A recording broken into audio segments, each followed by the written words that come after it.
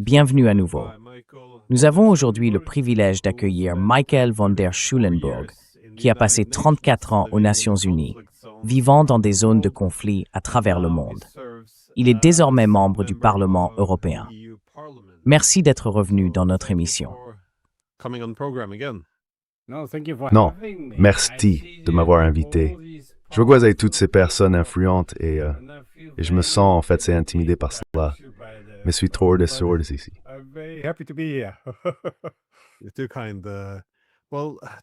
Vous êtes trop aimable. Eh bien, aujourd'hui, je voulais discuter avec vous de l'absence de l'égalité au sein de l'Union européenne, car c'est un sujet qui vous préoccupe également en ce moment. Donc, pour situer un peu les choses, pour les spectateurs, il y a un colonel de l'armée suisse, enfin, un colonel à la retraite, qui a servi au sein du service suisse de renseignement stratégique et a été membre de l'état-major général suisse. Il s'agit du colonel Jacques Baud, qui a travaillé pour l'OTAN, les Nations Unies et d'autres organisations, et qui est reconnu pour le très haut niveau de professionnalisme de ses analyses.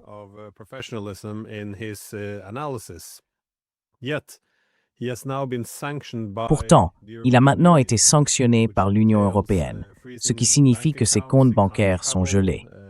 Il ne peut pas voyager, il ne peut pas recevoir de services, et il lui est même difficile de se procurer de la nourriture. Et son crime, pour mériter cette punition de l'Union Palid, serait apparemment un délit de pensée orwellien. Autrement dit, il a une mauvaise analyse de la guerre en Ukraine. Il n'a pas suivi le récit, ou la propagande, pourrait-on dire, de l'OTAN, et maintenant, il est puni. Ai-je bien compris? Comment est-ce que l'Union européenne fait au colonel Baud?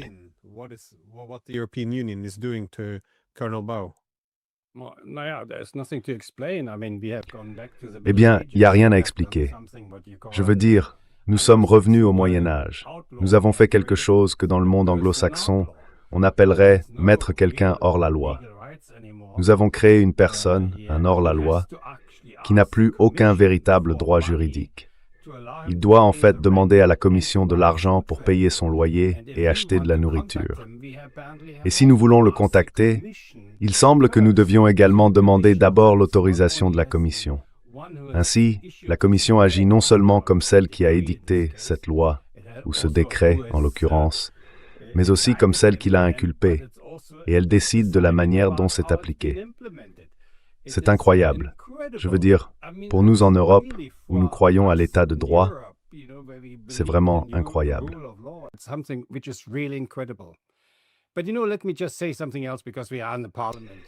Mais vous savez, laissez-moi dire autre chose puisque nous sommes ici au Parlement.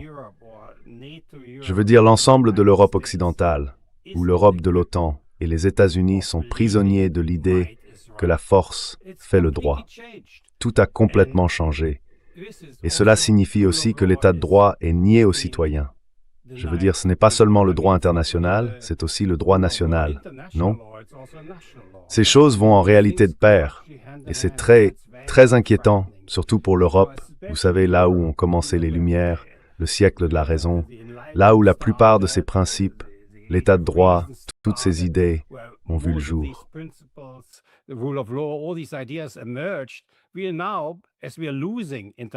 Nous sommes maintenant, alors que nous perdons sur la scène internationale, en train de tout jeter par-dessus bord.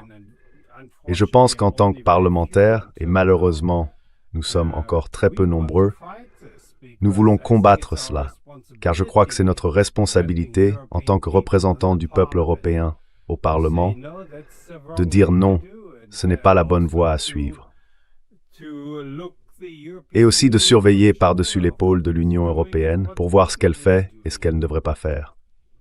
Et maintenant, on nous accuse aussi d'être pro-russe. Ça n'a rien à voir avec la Russie. Ça n'a rien à voir avec la Chine. Il s'agit de nous-mêmes. Dans quel genre de monde voulons-nous vivre? Pourquoi abandonnons-nous nos propres principes?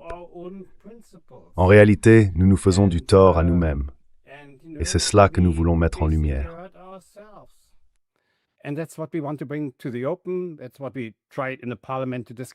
C'est ce que nous avons essayé de discuter au Parlement.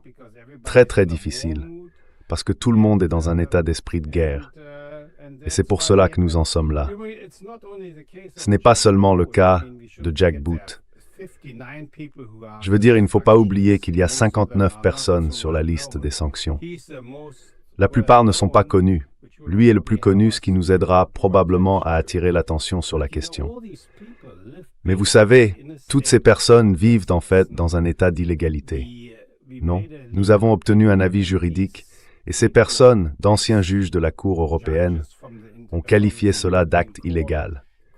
Nous avons en réalité imposé une mort illégale à ces gens.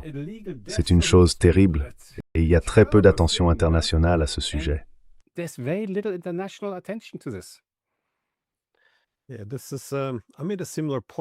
J'ai fait un point similaire à propos du fait de nous nuire à nous-mêmes lorsque l'Union européenne a décidé de prendre ces nouvelles mesures pour saisir les avoirs souverains russes. Lui-même a suspendu tout ce processus en votant tous les 6 mois le renouvellement du gel. En réalité, elle enfreint ses propres règles. Je trouve cela intéressant, car ce n'est pas seulement une violation du droit international, mais aussi une violation du droit européen. Présenter cela comme étant soit pour, soit contre la Russie est, à mon avis, une manière très propagandiste de voir les choses. Une fois qu'on commence à démanteler l'état de droit chez soi, où cela s'arrêtera-t-il? Mais qui sont ces 59 journalistes et universitaires qui ont été sanctionnés? Je veux dire, nous n'avons pas besoin de passer en revue chacun d'eux, mais quels sont les principaux crimes qu'ils ont commis? Avoir les mauvaises opinions.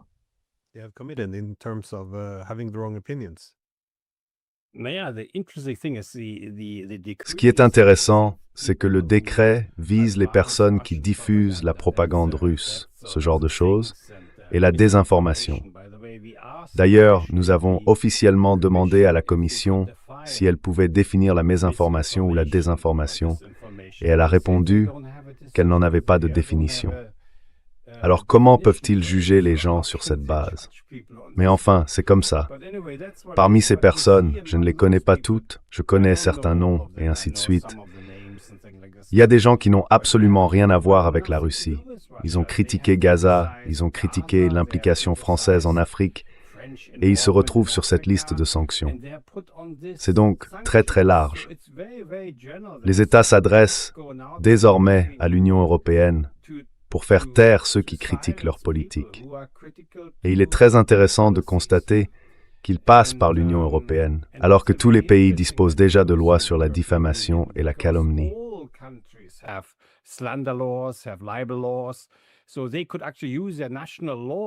Ils pourraient donc effectivement utiliser leur loi nationale pour poursuivre des personnes. Mais dans un contexte national, l'état de droit reste beaucoup plus solide, car nous avons une séparation des pouvoirs, ce qui n'existe pas dans l'Union européenne. Il est donc beaucoup plus facile pour eux de passer par l'Union européenne, car soudainement, plus personne ne sait vraiment qui est responsable. Et personne ne sait vers quelle juridiction se tourner pour défendre ses droits ou des choses de ce genre. Ainsi, l'Union européenne sert malheureusement, et c'est aussi pour cela qu'elle perd en crédibilité, à faire des choses illégales qu'on ne pourrait pas faire dans un cadre national.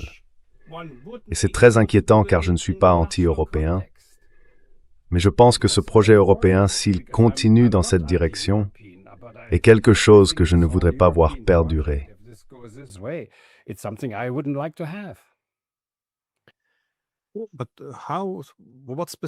Mais qu'a donc fait précisément le colonel Bowe? De quoi l'accuse-t-on exactement? Parce que je suis allé sur les sites officiels de l'UKMEMA et j'y ai vu qu'il le présentait comme participant à des programmes pro-russes. Encore une fois, je n'aime pas quand ils utilisent ce genre de terminologie ou des concepts comme pro-russe. Qu'est-ce que cela veut dire au juste?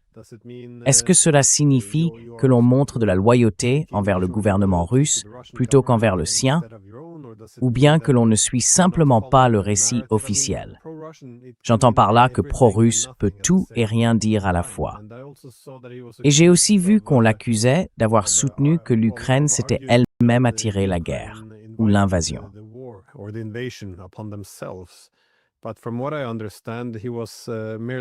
Mais d'après ce que je comprends, il ne faisait que citer le principal conseiller de Zelensky, Alexei Arestovitch, qui dans une interview de 2009 explique en substance que si nous provoquons ou menaçons d'étendre l'OTAN à l'Ukraine, cela poussera plus ou moins les Russes à envahir.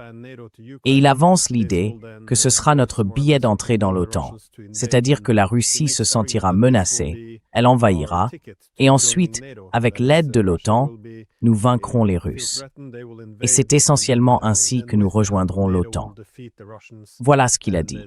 Et je le sais parce que j'ai interviewé le colonel Bowe à plusieurs reprises, et il a cité cela à plusieurs occasions. Mais vous savez, si quelqu'un veut soutenir qu'il a mal interprété les propos d'Arestovitch, c'est une chose. Je ne pense pas qu'il les ait mal interprétés, mais si c'est l'argument, très bien, on peut le défendre. Mais le sanctionner, utiliser cela comme prétexte pour l'empêcher d'acheter de la nourriture, geler ses comptes bancaires. Je veux dire, c'est vraiment très sombre.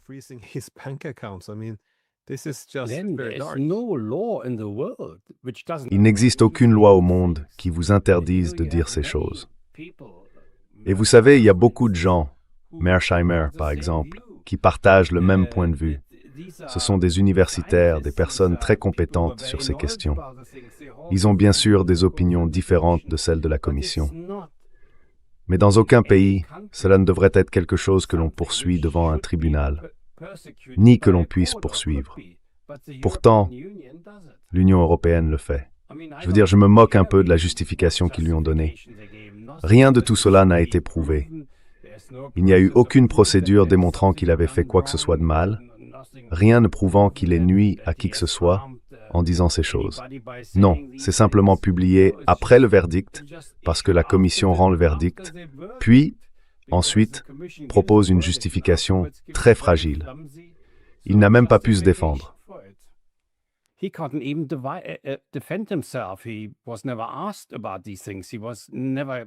On ne lui a jamais posé de questions à ce sujet. Il n'a jamais eu le droit d'être entendu sur toute cette affaire. Tout s'est fait dans le secret. Nous ne savons pas quelle a été la discussion, qui a voté pour, qui a voté contre ou qui s'est abstenu, des choses de ce genre. C'est donc un processus totalement non transparent. C'est là le point essentiel. Et s'il a réellement fait quelque chose d'illégal, alors il devrait être poursuivi, peut-être en Suisse, peut-être en Belgique. Mais pourquoi par l'Union européenne? Et pourquoi de cette manière? C'est bien là le problème. Pourquoi de cette manière? Et qui détermine la peine? Qui décide de ce dont il est reconnu coupable? Ce n'est rien de tout cela. C'est simplement un processus totalement illégal, mais qui au final a des conséquences énormes pour la personne mise en accusation, non?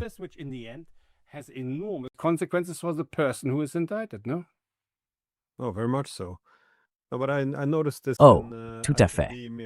Mais j'ai remarqué la même chose dans le milieu universitaire. Je travaille comme professeur à l'université ici. Et la pression sur les universitaires est immense. Les chercheurs avec qui vous parlez et qui se concentrent sur la Russie savent tous qu'il est inutile de discuter de la crise actuelle sans évoquer par exemple l'élargissement de l'OTAN. Mais tout le monde sait parfaitement que si vous en parlez, cela sera perçu comme une position pro-russe, ou comme le fait de soutenir le récit russe, ou encore comme un argument pro-Kremlin. Toutes ces notions creuses.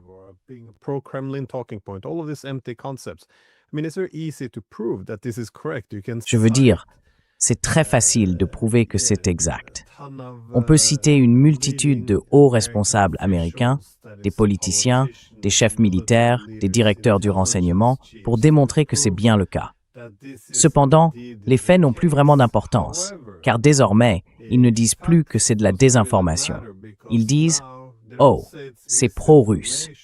En d'autres termes, cela soutient le récit russe, selon lequel tout cela a été provoqué, alors que le récit de l'OTAN affirme que cela ne l'a pas été. Donc peu importe que ce soit factuel ou non, le problème c'est simplement que vous ne vous alignez pas sur leur récit, celui de l'OTAN.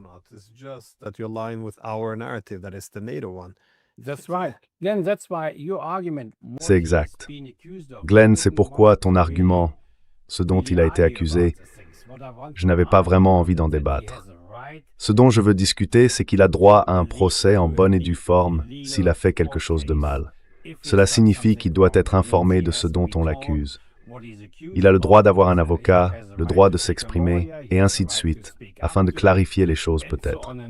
Mais rien de tout cela n'a été fait. Donc, ce sur quoi nous voulons nous concentrer n'a rien à voir avec le fait qu'il ait tenu des propos pro- ou anti-russes. Ce que nous voulons dire, c'est que nous avons ici un cas où l'on sape l'état de droit, où l'on sape la liberté d'expression, et que cela se fait de manière extrêmement secrète, pratiquement sans même qu'il y ait de loi pour le justifier. Et c'est là-dessus que nous voulons mettre l'accent.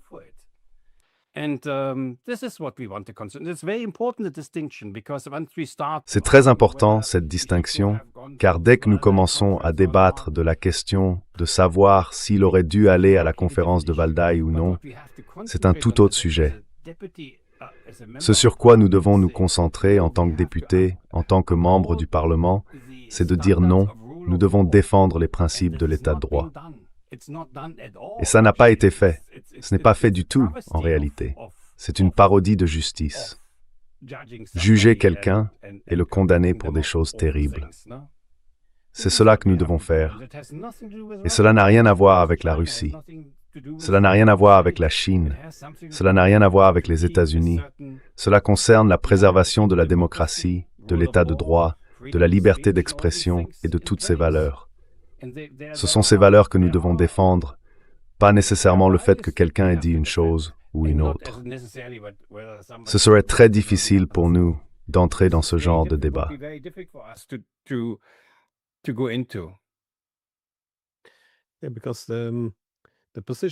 Oui, parce que la position qu'il a adoptée, eh bien tu sais, dans tous ses livres, et il en a écrit beaucoup, il s'est généralement concentré principalement sur des sources occidentales, ce qu'on ne peut pas vraiment contester non plus. Et je pense que dans une situation de guerre, il est important de pouvoir adopter une position honnête, car chaque fois qu'il y a la guerre, il y a une immense pression pour que les gens se rallient à un récit qui plonge profondément dans la nature humaine. Comme nous, le groupe intérieur, sommes les bons et l'autre camp est simplement mauvais. Et en présentant toujours cela comme un conflit entre le bien et le mal, bien sûr, c'est efficace pour mobiliser en faveur de la guerre.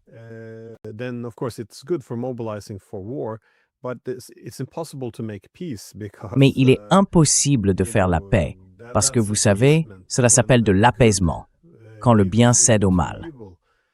Il est donc très important d'avoir une analyse sensée.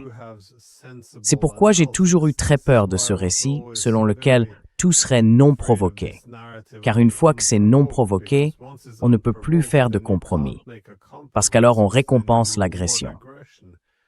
Mais dès que l'on reconnaît que les deux camps ont une part de responsabilité, on peut commencer la diplomatie. On peut alors trouver des négociations. À mon sens, le colonel Waugh a été une bouffée d'air frais, étant donné que nous avions eu 4 ans de diplomatie. Absolument, absolument.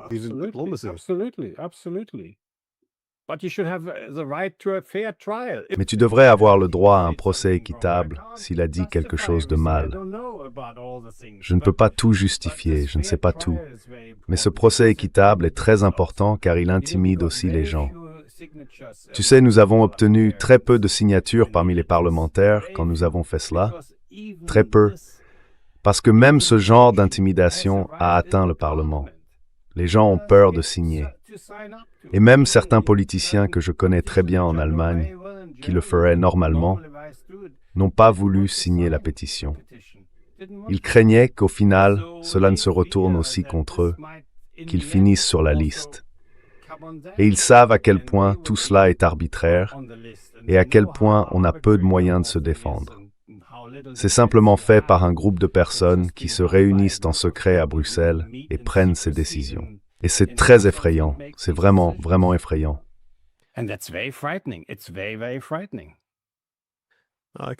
Je peux comprendre cela. Si tu déposes une plainte ou signes une telle lettre, tu pourrais être le prochain. C'est aussi pour cela que nous voulons insister sur le processus, tu comprends? C'est pas que je veuille dire que tu as dit quelque chose de faux, mais nous devons insister sur le processus. Oui. Et sur ce point, nous avons un avis juridique, nous avons quelque chose sur quoi nous appuyer, qui dit que ça ne respecte pas le droit européen, que ça ne respecte pas le droit international. L'Union européenne a franchi un Rubicon, tu sais, en allant vers la guerre. Et quand César a franchi le Rubicon, on ne pouvait plus revenir en arrière. Et je pense que c'est vraiment là notre argument. Nous aimerions, à l'avenir, contribuer à en faire une affaire juridique.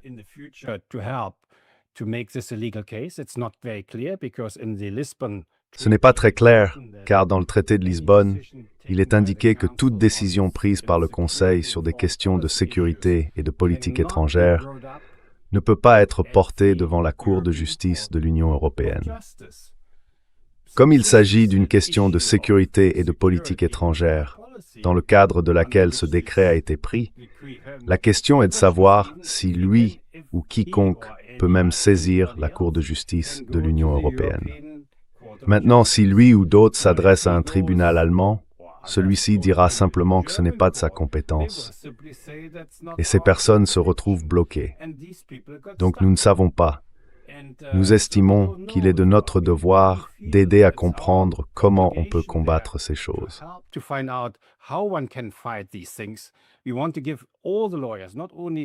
Nous voulons donner à tous les avocats, pas seulement à l'avocat de Jacques Bourg, des arguments en leur fournissant cet avis juridique et en disant « Vous savez, écoutez, c'est un avis juridique, un avis sérieux. » C'est ainsi que nous devons procéder. Je pense que nous devrions nous concentrer sur celui-ci.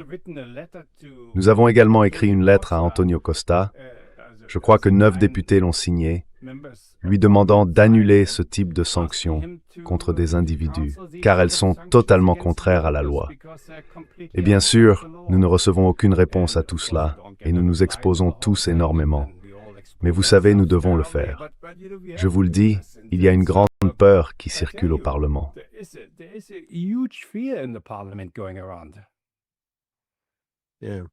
Je pense que c'est un bon point. Même s'il avait fait quelque chose de mal, il n'y a pas de véritable procédure légale. C'est le point que nous devons faire valoir. On peut en débattre autrement, mais nous devons nous en tenir à celui-ci. Parce qu'au moment où nous commençons à dire ce que M. Özlem ou quiconque a pu dire un jour, nous ne le saurons pas. Nous n'en savons tout simplement rien.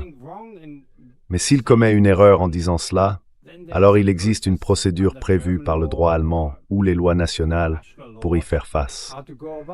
Et c'est tout ce que nous voulons défendre. C'est très important, car sinon nous nous perdons, vous savez que nous soyons pro-russes ou non. Nous voulons dire que nous défendons nos propres valeurs, nos valeurs européennes, face à la Commission européenne. Oui.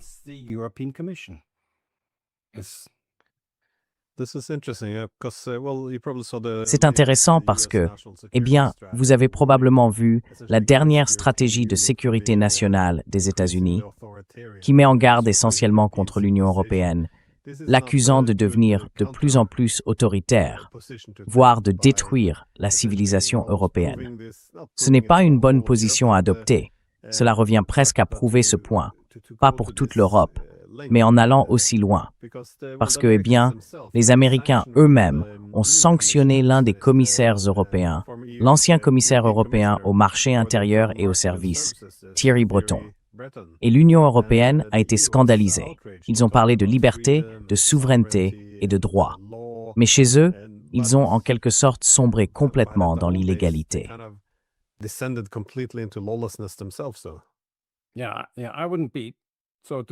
Oui, je ne serai pas aussi défensif envers les États-Unis.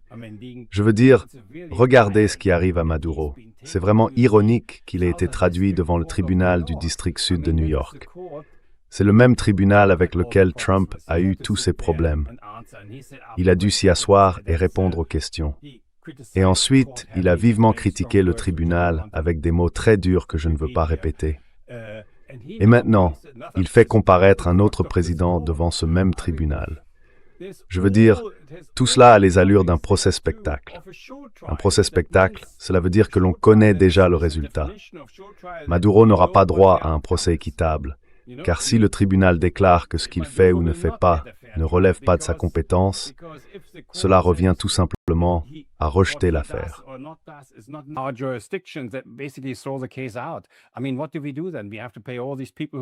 Je veux dire, que fait-on alors? Nous devons indemniser toutes ces personnes qui ont été tuées et tout le reste. Et si le tribunal dit que non, il n'y a pas assez de preuves qu'il a commis un crime, ou que sa femme l'a fait, que fait-on alors? C'est une situation terrible dans laquelle Trump s'est mis, car il ne pourra pas s'en débarrasser. Et tu sais, la grande chose qui plane au-dessus de lui, ce sont les élections de mi-mandat. D'après ce que j'ai vu jusqu'à présent, l'opinion publique aux États-Unis n'est pas vraiment de son côté, et cela pourrait très mal tourner, car d'ici là, dans 7 mois, toute cette affaire pourrait exploser et ne pas produire ce qu'il espère réellement.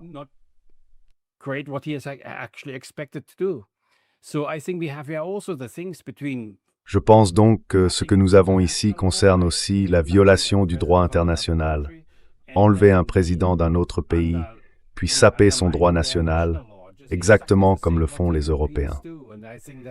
Et je pense, comme je l'ai dit, que ce qui me rend triste, c'est que nous sommes tous deux des Occidentaux et que nous avons grandi en croyant que nous disposions d'un système politique qui protège les droits fondamentaux. Le système judiciaire, l'état de droit, la liberté d'expression, la démocratie, et ainsi de suite. Et maintenant, nous voyons sans cesse que ces choses sont détruites par nous-mêmes. Pas par la Russie, ni par la Chine, ni par qui que ce soit d'autre. C'est nous qui faisons cela.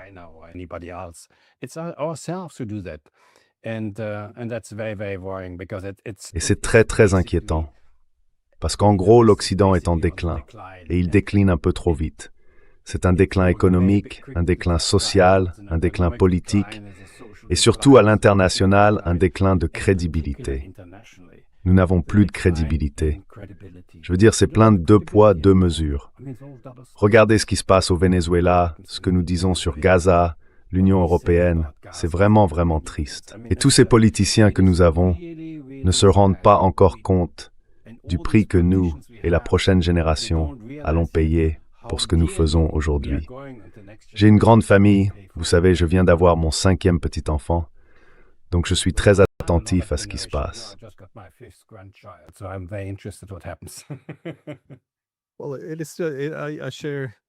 Eh bien, je partage ton sentiment à propos de Maduro, parce que quand tu le vois au tribunal à New York, je veux dire, toute cette affaire est illégale dès le départ.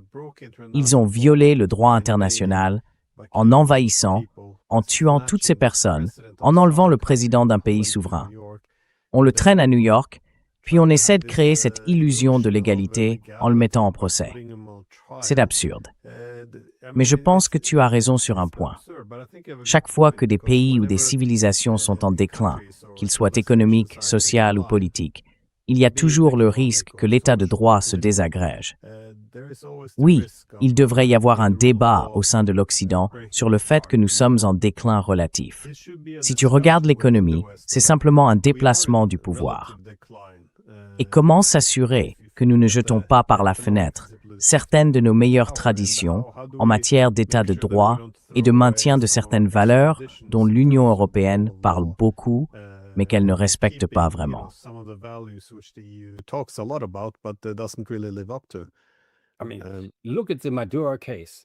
Je veux dire, regardez le cas Maduro. Il a été arrêté ou enlevé, ou peu importe, sans mandat. Il n'y avait pas de mandat, il n'y avait aucune accusation contre lui. Il n'était pas recherché à l'international, on l'a simplement arrêté, et ensuite ils ont inventé une histoire. C'est impossible selon la loi. Si vous pensez que quelqu'un a commis un crime, même s'il est à l'étranger, vous devez émettre un mandat international. Et il n'y en avait pas. Il n'y en avait pas. Je veux dire, oui, je pense que ça va très mal tourner. Et quand je vois cela dans les journaux allemands, la façon dont ils sont si enthousiastes à propos de l'efficacité de l'opération, cela me rappelle, j'ai vu beaucoup de guerres.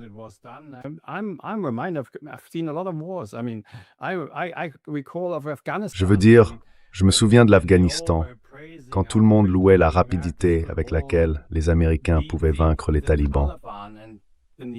Et au final, nous l'avons perdu. Même chose quand Bush était si enthousiaste à propos de l'Irak. Et nous l'avons perdu. Tu sais, la Libye, nous disions, maintenant nous avons un modèle pour mener une intervention internationale. Et nous l'avons perdu. Je veux dire, c'est encore quelque chose que nous allons perdre. Cette histoire d'Afghanistan. Trump va la perdre. Et c'est vraiment dommage, car il a été élu par des gens qui ne voulaient plus de guerre. L'idée de rendre sa grandeur à l'Amérique signifiait aussi ne plus s'ingérer dans les affaires d'autres pays. Et maintenant, il le fait d'une manière extrêmement peu professionnelle. Non seulement il le fait, mais en plus, c'est d'un amateurisme extrême.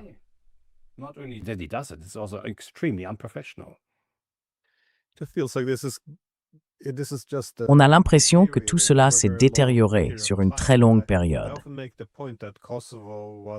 Je souligne souvent que le Kosovo a créé un mauvais précédent, car à l'époque on affirmait que ce n'était pas légal, mais que c'était légitime, en invoquant les valeurs de la démocratie libérale, comme pour dire « D'accord, nous avons le droit de le faire, même si ce n'est pas légal ». Nous devons élever ces valeurs au-dessus de la loi. Mais au moins, à cette époque, il y avait encore cette apparence.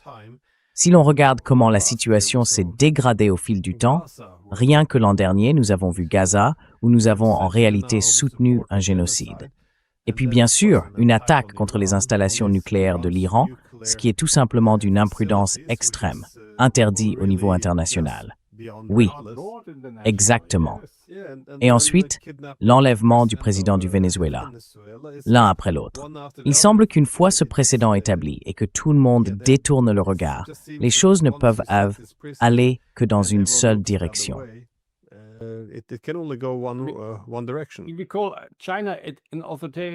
Vous vous souvenez de la Chine et d'autres pays autoritaires.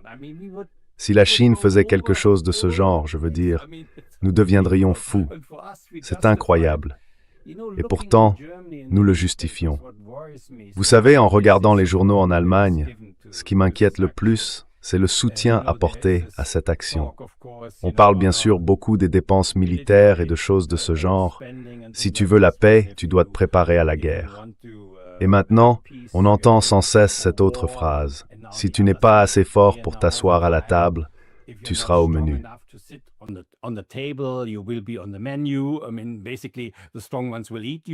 Je veux dire, en gros, les plus forts te dévoreront. Nous devons être forts. Quand on regarde ces choses-là, c'est un déni total de toute loi internationale. Et la loi, qu'elle soit internationale ou locale, est faite pour prévenir les conflits. Le droit national sert essentiellement à cela aussi. Et nous pensons que ce n'est plus possible. Cela signifie que le monde occidental, issu des Lumières, a désormais une vision extrêmement négative de l'être humain. Cela veut dire que tout autre est automatiquement ton ennemi, ou potentiellement ton ennemi. Ça veut dire que s'il a un pistolet, tu dois en avoir deux. S'il en a deux, tu dois avoir une mitrailleuse.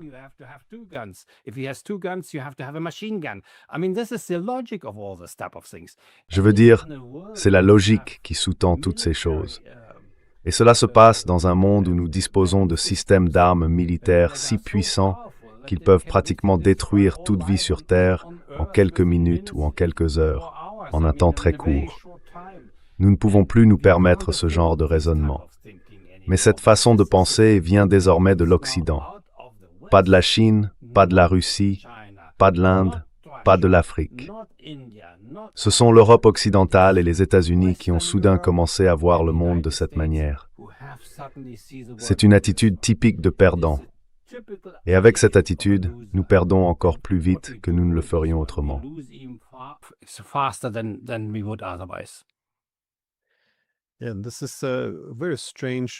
C'est une rhétorique très étrange, profondément enfantine, que l'on retrouve dans les médias, mais aussi au sein de la classe politique.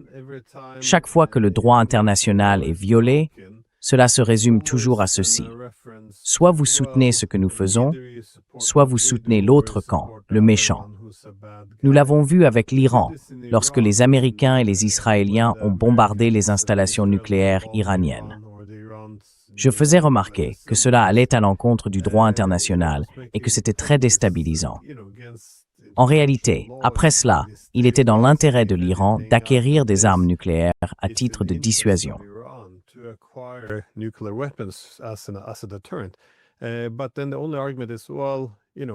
Mais alors le seul argument, c'est, eh bien, vous savez, les mollahs là-bas sont très mauvais. Si vous vous opposez à cela, cela signifie que vous êtes avec eux. En gros, je veux dire, c'est de la propagande de guerre basique. Quand ils ont bombardé la Yougoslavie en 1999, c'était soit vous souteniez cela, soit vous étiez avec Milosevic, soit vous souteniez le bombardement de l'Irak, soit vous étiez avec Saddam Hussein. Et ils ont refait la même chose lorsqu'ils ont justifié ce qu'ils ont fait au Venezuela. Oh, eh bien, il est autoritaire. C'est un dictateur. Pourquoi soutenez-vous les dictateurs? C'est ce genre de logique simpliste que nous avons aujourd'hui. Donc il n'y a plus de droit international.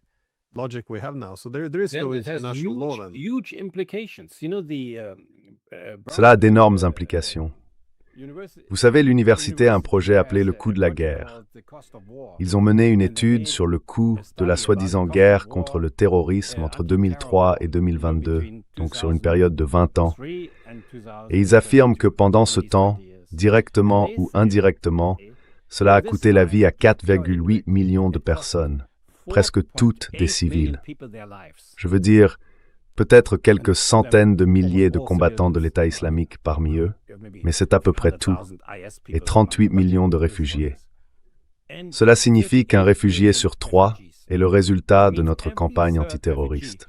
Et si vous comparez cela, vous ne trouverez pas la Russie, ni l'Inde, ni la Chine, ni aucun autre pays, pas même l'État islamique ou les talibans, responsables d'un nombre aussi élevé de morts à cause de leur propre politique.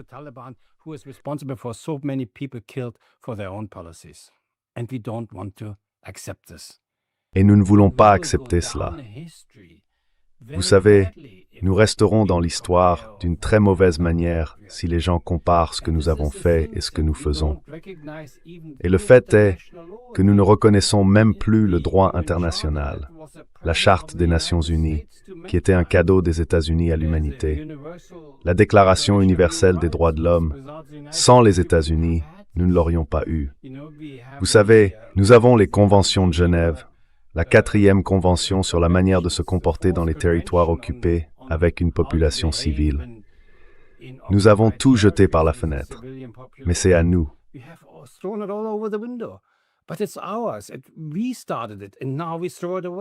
C'est nous qui avons commencé, et maintenant nous le jetons. Et c'est une chose tellement, tellement douloureuse à réaliser que nous sommes en réalité les coupables aujourd'hui. C'est nous qui tuons des gens, c'est nous qui commettons des violations des droits humains. Et nous ne sommes plus les défenseurs de cela. C'est ainsi. Et je pense que, pour moi, en tant qu'occidental, en tant qu'Allemand, je ne veux pas être autre chose. Je ne suis pas contre l'Union européenne, même si j'ai maintenant des doutes. Donc je pense que pour des gens comme nous, il est très difficile d'accepter la voie que nous avons prise. Très difficile. Et j'ai vu beaucoup de ces guerres. Je veux dire, n'oubliez pas cela, d'accord?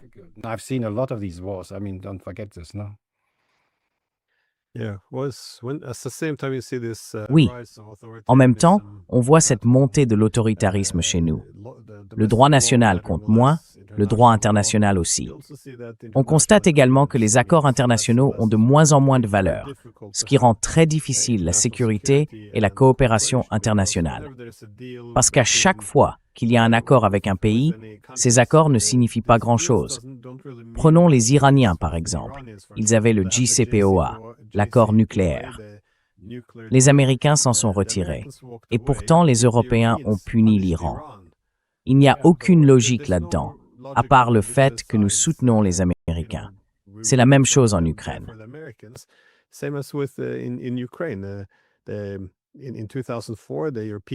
En 2004, les Européens étaient censés être les garants de ce gouvernement d'unité.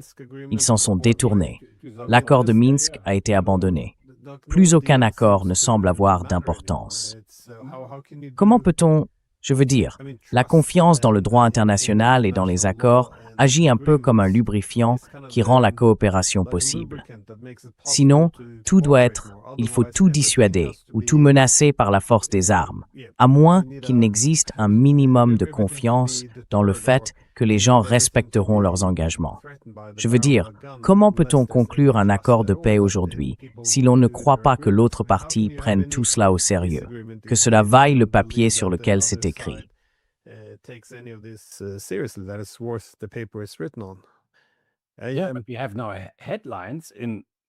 Nous voyons maintenant des gros titres dans les grands journaux allemands disant « Ce n'est pas le droit international qui nous protégera, c'est les États-Unis ». En d'autres termes, nous devons accepter tout ce que font les États-Unis, sinon nous ne sommes pas protégés. C'est un changement énorme pour un continent qui a traversé 2 guerres mondiales, dont est née la Charte des Nations Unies. Et maintenant, nous en sommes arrivés à un point où nous n'y croyons plus. Et c'est un vrai danger. Nous n'y croyons plus, du moins la classe politique n'y croit plus. On nous dit, vous devez être plus fort que les autres. La force fait le droit.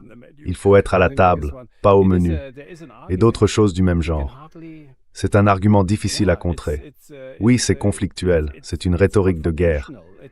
Et un jour, une ligne sera franchie, et alors il sera trop tard. Radam Power Bray Sonson Tourngester.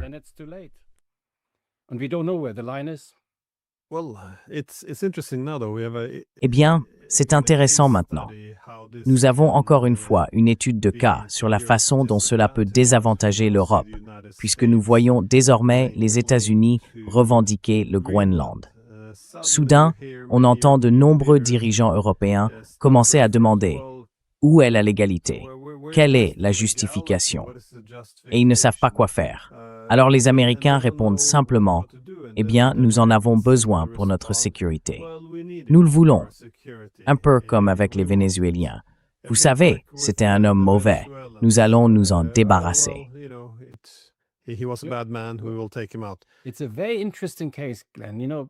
C'est une affaire très intéressante, Glenn.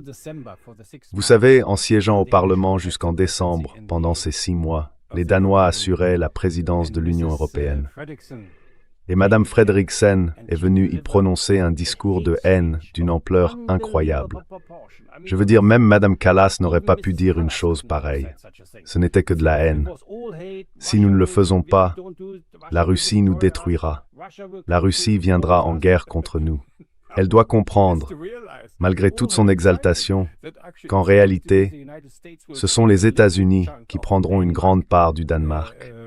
Du moins d'un Danemark sur lequel celui-ci a une certaine revendication. Et il ne faut même pas poser la question. Vous voyez, la stupidité de la classe politique actuelle, c'est que cette obsession de la Russie détruit tout le reste. Nous ne pouvons plus penser rationnellement.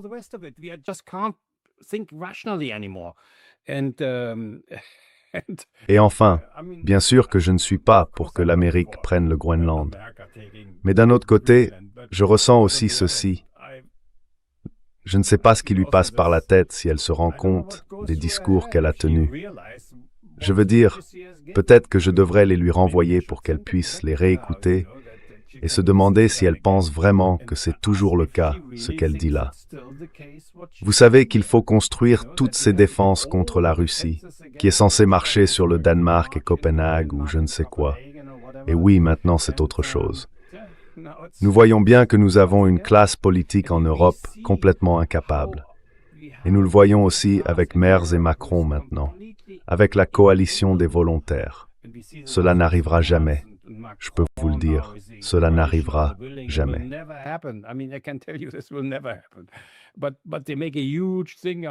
Mais ils en font tout un plat, tu sais, comme s'ils contrôlaient encore le monde, comme s'ils étaient toujours au centre et que tout le monde devait les écouter. C'est vraiment très très triste, parce que ce que nous devons faire, c'est trouver notre place dans un monde qui a changé. Il n'a pas seulement changé à cause de la guerre en Ukraine.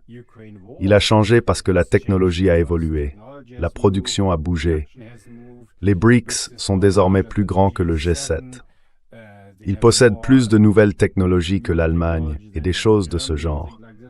Je veux dire, notre industrie est en train de disparaître. Nous devons trouver notre voie. Et ce que nous faisons maintenant, en réalité, c'est nous nuire à nous-mêmes en restant enfermés dans un état d'esprit qui pouvait être juste dans la première moitié du XIXe siècle, mais pas aujourd'hui, ou, pardon, du XXe siècle.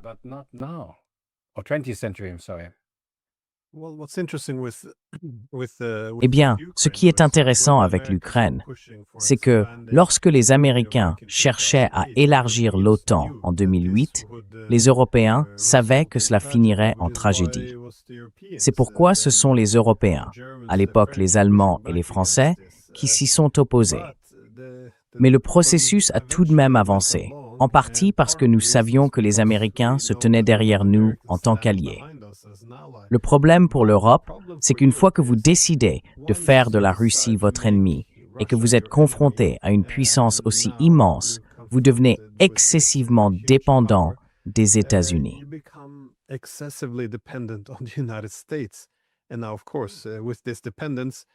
Et maintenant, bien sûr, avec cette dépendance, il n'y a rien que vous puissiez faire. Les Américains pourraient simplement faire accoster un navire de guerre au Groenland demain, planter un drapeau et dire que c'est à eux. Les Européens ne feraient probablement rien. Je veux dire, ils pourraient faire sauter les infrastructures énergétiques de l'Europe, et vous aviez le personne ne dit rien. Tout le monde a fait semblant que c'était les Russes. Je veux dire, à force de tant de malhonnêteté, il ne faut pas s'étonner que nous en soyons arrivés là.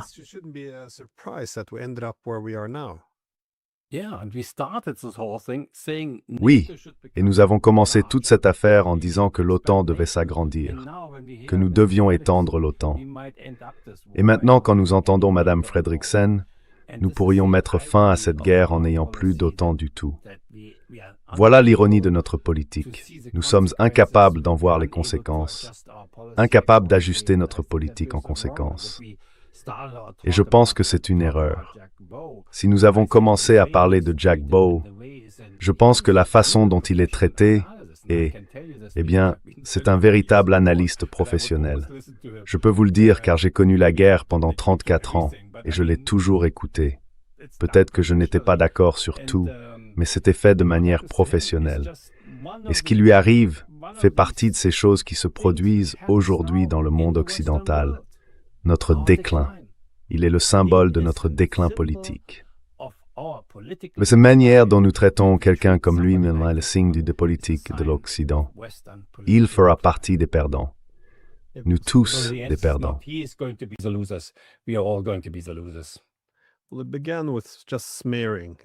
Eh bien, tout a commencé par de simples diffamations. Essayer de ruiner la réputation de quelqu'un. Puis cela a évolué vers la censure, et ensuite vers l'annulation. Licencier des gens, leur retirer leur emploi. Mais maintenant, il y a ces sanctions où l'on n'autorise même plus certaines personnes à acheter de la nourriture si elles ne sont pas d'accord avec leur gouvernement. C'est tout simplement absurde. Mais je voulais vous demander encore une fois, peut-être pour finir, sur une note d'espoir, puisque vous dirigez certaines des initiatives visant à inverser cette dérive illégale qui s'empare désormais de l'Union européenne, dans l'affaire contre les sanctions visant le colonel Bowe et d'autres. Y a-t-il une raison d'être optimiste ici? Pensez-vous que cela aboutira?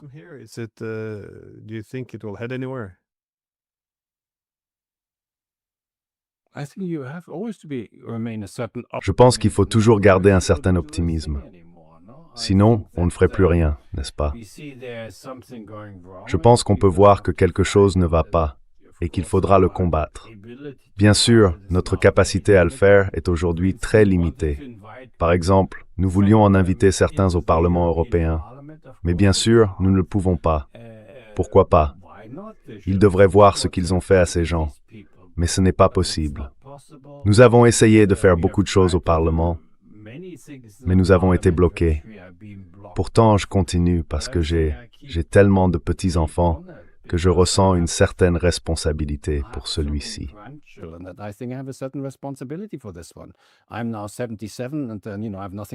J'ai maintenant 67 ans et je n'ai vraiment plus rien à perdre. Alors, si je ne peux pas m'exprimer, qui le fera? Je veux dire, si l'on regarde par exemple, quand nous lançons des pétitions ou que nous recueillons des signatures en Allemagne, comme en ce moment contre les sanctions visant certaines personnes, on constate, sauf erreur, qu'il n'y a pas un seul professeur en activité à l'université qui signe. Seuls les retraités le font, parce qu'ils ont peur de perdre leur emploi. C'est comme ça. Et on s'étonne toujours qu'il n'y ait que des personnes âgées. De toute évidence, les autres ont trop peur. Si j'avais encore un poste en Allemagne, je réfléchirais probablement à 2 fois avant de signer moi aussi.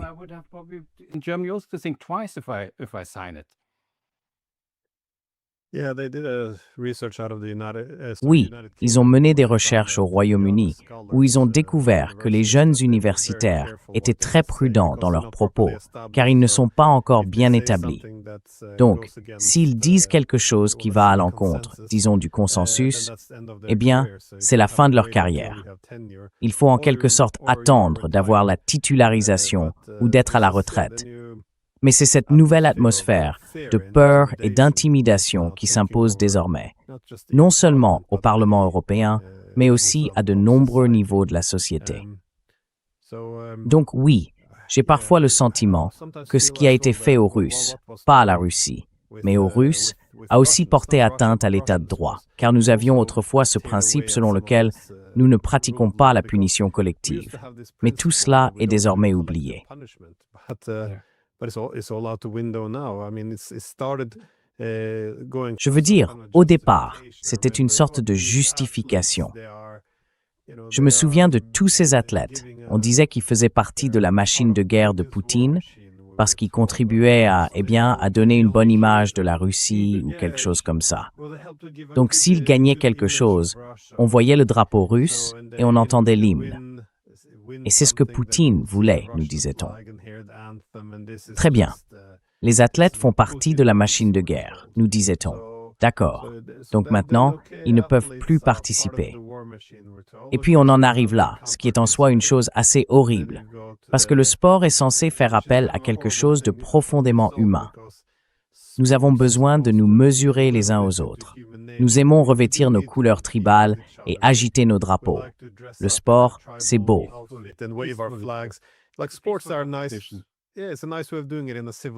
Oui, c'est une manière civilisée de faire les choses. Mais ensuite, bien sûr, il y a les auteurs. Soudain, Dostoïevski doit être retiré de la bibliothèque, ce qui n'a aucun sens.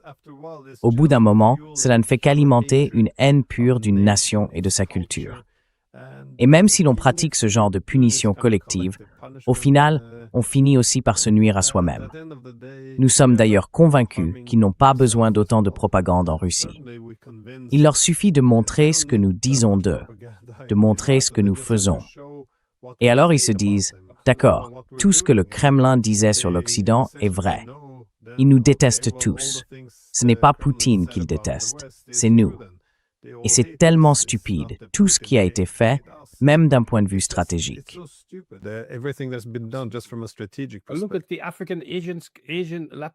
Regardez les pays africains, asiatiques et d'Amérique latine. Après cela, le Venezuela, par exemple.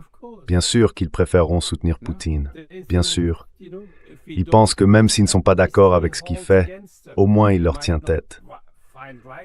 Nous pouvons ne pas trouver ce qu'il fait juste et, vous savez, blablabla. Mais malgré tout, pour nous, c'est une bonne chose, parce que cela réduit en quelque sorte l'influence de l'OTAN. Cela réduit cette utilisation délibérée de la force militaire pour imposer sa vision politique aux autres. Vous savez, il y a une statistique selon laquelle, entre 1992 et 2022, en 30 ans, les États-Unis sont intervenus 251 fois dans d'autres pays. Et cela ne vient pas des Chinois ni des Russes, cela vient du Congrès américain, je crois. C'est incroyable. Donc je dois le préciser, sinon on m'accuse d'utiliser la propagande russe. Non, c'est en réalité de la propagande du Congrès américain.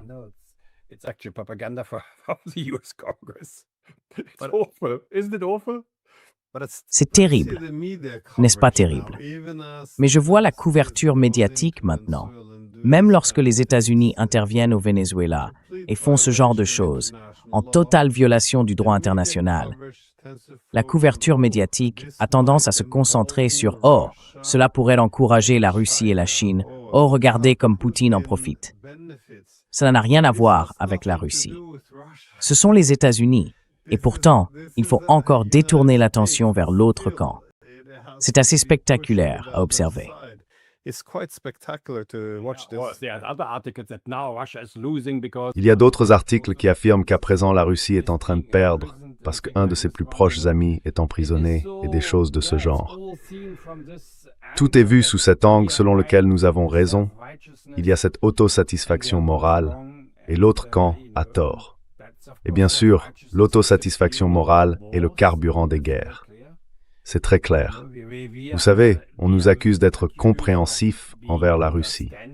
Et je leur dis toujours que le principe fondamental de toute diplomatie est de respecter les autres, de les écouter et d'essayer de comprendre ce qu'ils veulent. Cela ne veut pas dire qu'on est d'accord avec eux. Comprendre ne veut pas dire approuver. Comprendre vient de l'usage de son cerveau. En allemand, le mot est similaire. Comprendre, verstehen, vient de Verstand, du moins en allemand. Donc, si l'on m'accuse d'être un Versteher, je réponds toujours que j'essaye d'utiliser mon cerveau. Cela ne marche pas toujours, mais j'essaie. C'est la pire des insultes, ce mot allemand « Putin-Versteher », qui signifie quelqu'un qui comprend Poutine. Mais d'une certaine manière, c'est en réalité un mot très positif.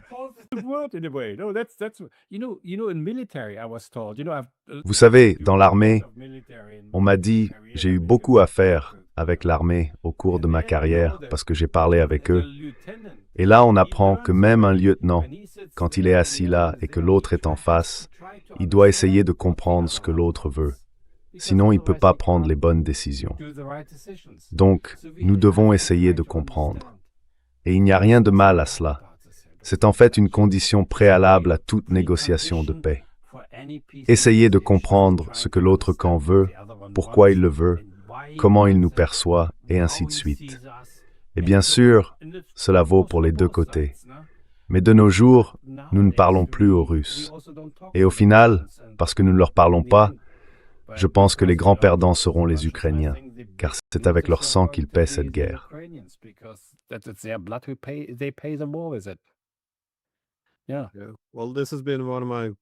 Eh bien, c'est l'une de mes plus grandes préoccupations.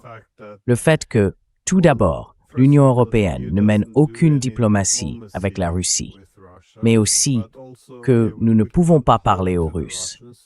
Nous n'avons même pas le droit enfin, cela va encore plus loin. Nous n'avons même pas le droit de les comprendre.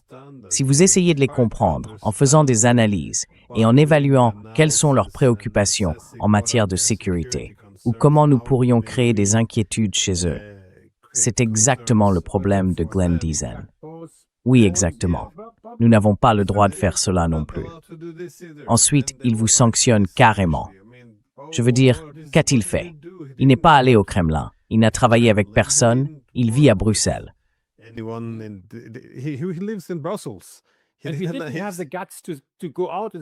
Il n'a pas eu le courage de sortir et de dire « Jack, sur ce point tu as tort ». Tu sais, cette affaire ressemble à l'autre. Que faut-il faire dans une démocratie? Non, on le sanctionne, lui et tous ceux qui lui adressent la parole. Très difficile. Bon, je veux garder l'esprit. Oui, merci. J'espère que les choses réussiront, mais je voulais simplement dire que Jack, on ne peut pas comprendre ces deux choses si l'on ne voit pas l'ensemble. Comment nous devenons hors la loi, en droit international comme en droit national? Comment nous comptons de plus en plus sur la force en imposant nos vues aux autres? Je pense qu'il y a un changement global dans tout cela. Et je crois que c'est très très mauvais pour l'Europe, très mauvais pour les États-Unis. Et je pense que nous devons y remédier si nous voulons garder notre dignité, notre prospérité et la paix pour l'avenir. Et Beau n'est qu'un petit élément dans tout cela.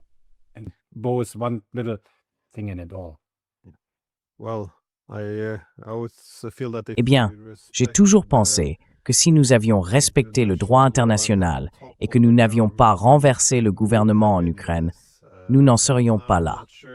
Mais maintenant, je ne suis même plus sûr de pouvoir le dire à voix haute, sans être moi-même surveillé. Quoi qu'il en soit, je voulais vous remercier pour le travail que vous faites. Merci beaucoup de m'avoir reçu. Et pour vos efforts, afin d'obtenir une audience équitable pour le colonel Jacques Beau, ainsi que pour les autres.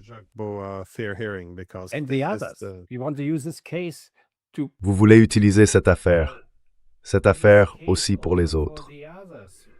Nous, en tant que parlementaires, sommes responsables de l'ensemble du système. Ce n'est pas seulement une personne. C'est très important à comprendre. Nous voulons que ces personnes obtiennent justice. S'ils ont fait quelque chose de mal, ils doivent aller devant les tribunaux, peu importe. Mais pas comme ça. C'est important.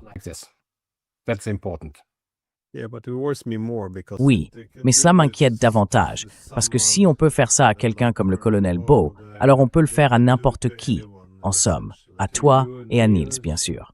Nous en sommes très proches, non? Eh bien, merci encore. D'accord, merci beaucoup. Au revoir. Okay, thank you very much. Bye-bye.